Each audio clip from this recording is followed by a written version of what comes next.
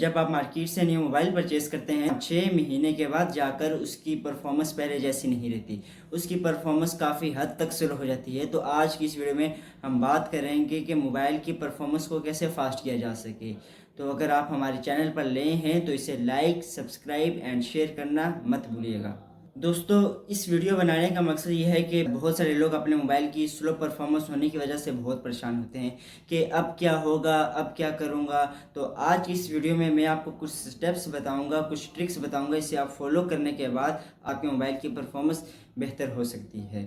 دوستو، ایک بات یونیورسل ہے کہ موبائل میں جو سب سے بڑا ایشو ہوتا ہے، جو کامن ایشو ہے، 90% جو ایشو ہے وہ اسٹوریج کا ایشو ہے۔ زیادہ تر موبائل 64 GB، 32 GB، 16 GB، اگر آپ کے موبائل کی اسٹوریج فل ہے یا فل ہونے والی ہے تو آپ کے موبائل میں کچھ ایکسٹرا فائلز، کچھ ایکسٹرا ویڈیو اینڈ فوٹوز ہوں گی یا پھر کچھ ایپس ہوں گے جو آپ کی ضرورت نہیں ہے، ان کو آپ ڈیلیٹ کریں یا انسٹال کر دیں۔ اگر آپ کے موبائل میں ایپس آپ کی ضرورت نہیں ہے تو اسے فوری طور پر ڈیلیٹ کریں۔ دوسری بات یہ ہے کہ آپ اینیمیشن کیوں چاہتے ہیں؟